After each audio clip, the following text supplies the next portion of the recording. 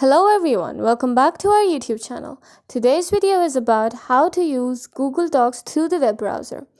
In this video, we will talk about some of the important features of Google Docs. This is the part 3 of the video. Without wasting a minute, let's get started to the video.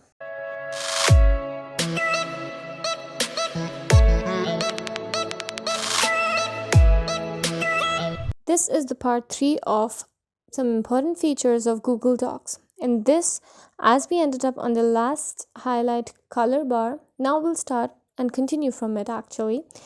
So we'll move on to insert link. Insert link is a feature that is very creative and very useful at times.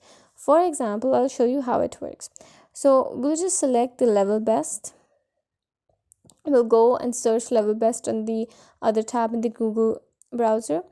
If you want to insert this whole website at this level best text, we'll go to the website, we'll directly select the whole link, we'll copy it, then we will select this level best text from here till the whole thing, then we'll click on Ctrl+K, or we will directly click on this, we'll do Ctrl+V, and the link of this website will be copied here. We'll click on apply, and here you're good to go. Now whenever you click on the level best tab, you'll directly be connected to this website. Okay, so can you see? This is a very innovative and very important feature that you can practice whenever you're writing a blog, article, or anything, and it can actually help you to interlink the other websites through your document as well. After that, we'll see on the other option, which is add comment. So whenever you make a full document, a full blog, or an article which is lengthy, you can always add comments. At this bar, when you click on the add comment, you can add any comment. For example, I'm adding this paragraph needs to be brief. After adding this, I'll just click on comment, and this comment will be here. So whenever I'm revising the document or proofreading it, I'll always keep it in mind that this paragraph needs to be brief. To delete it, you can directly click on the 3 dots here and click on delete, and that's it.